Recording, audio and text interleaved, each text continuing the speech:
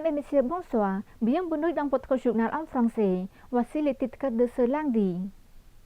Le 30 juillet 2023, Sa Majesté le Roi a accordé une audience à សម្ដេចព្រះអភិសិរិយសុគន្ធា មហាសង្ឃរាជធិបតីប៊ូគ្រី patriarche de l'ordre Thomayut du bouddhisme du Cambodge et à sa délégation au Palais Royal.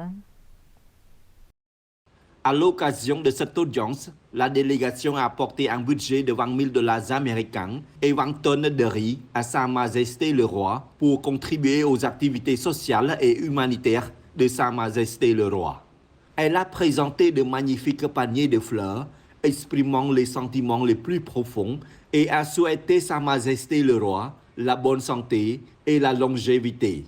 Sa Majesté le Roi a remis des offrandes et des budgets à des membres de la délégation.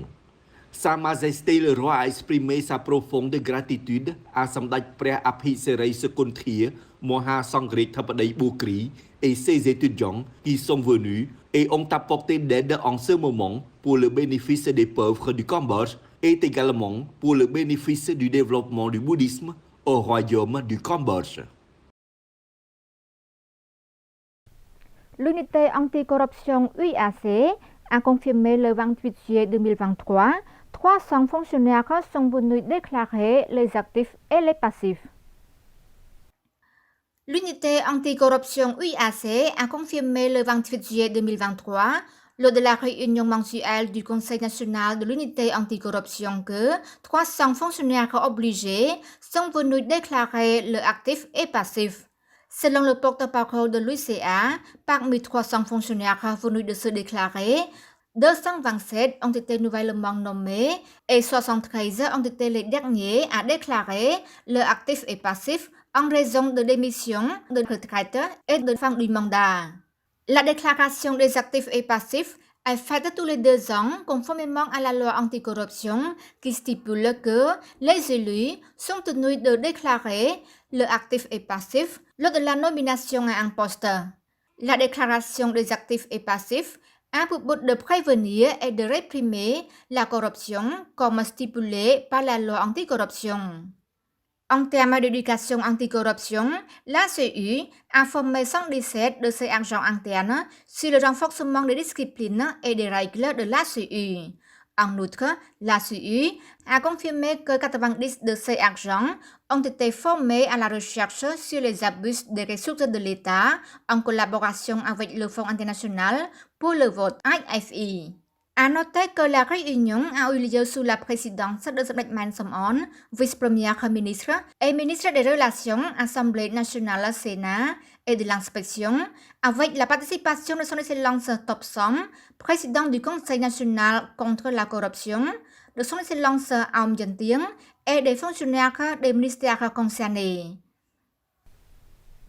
Son Excellence Paul Sarun, ministre d'État, et son épouse ont présidé la cérémonie de pose de la première pierre pour la construction d'un nouveau temple bouddhique situé dans la pagode de Angkang, de la commune de Angkang, district de Praikaba, province de Takeo. Son Excellence Paul Sarun, ministre d'État chargé de la mission spéciale, et son épouse, accompagnée de son Excellence Ui Phir, gouverneur de Takeo, ont présidé la cérémonie de pose de la première pierre pour construire un temple bouddhique à la pagode d'Angkang, situé dans la commune d'Angkang, district de Praikaba, province de Takeo. Le budget de la construction de ce temple est prévu pour 340 000 dollars américains. Son Excellence Paul Sarun a dit que le bouddhisme actuel se développe rapidement au Cambodge. Il y a des pagodes dans tous les coins pour que les habitants pratiquent leurs croyances. Selon le ministre, le développement du Cambodge dans tous les secteurs n'existe pas si la paix ne sera pas trouvée par le gouvernement dirigé par Samdech Daecho Hun Sen. Son Excellence Paul Sarun a appelé tous les fidèles bouddhistes à continuer leur contribution au développement du bouddhisme pour devenir la société cambodgienne sans violence et seulement une société avec une culture de tolérance mutuelle. La 31e cérémonie de remise des diplômes de l'Université internationale a eu lieu sous la présidence de son Excellence Prof. Dr. Sabo Ozano, recteur de l'Université internationale.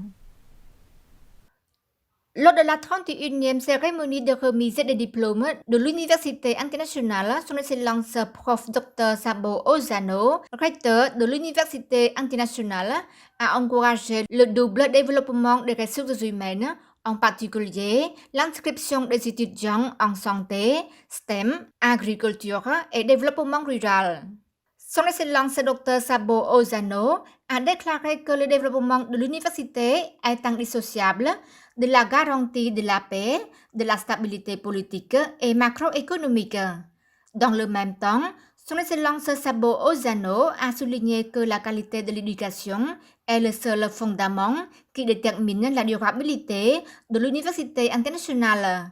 Premièrement, le comité d'accréditation du Cambodge a délivré un certificat d'accréditation complet pour le processus de formation à l'éducation de base pendant 3 années consécutives pour la première fois à partir de l'année scolaire 2006-2009, la deuxième à partir de l'année scolaire 2009-2012 et la troisième année consécutive pour la troisième fois à partir de l'année scolaire 2012-2014.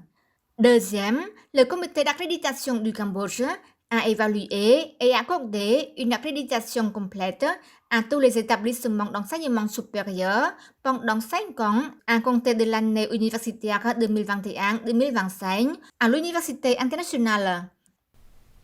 Et c'est la fin de notre journal. Merci pour votre fidélité. Je vous retrouverai demain sur notre chaîne TVK à 18h30. Au revoir.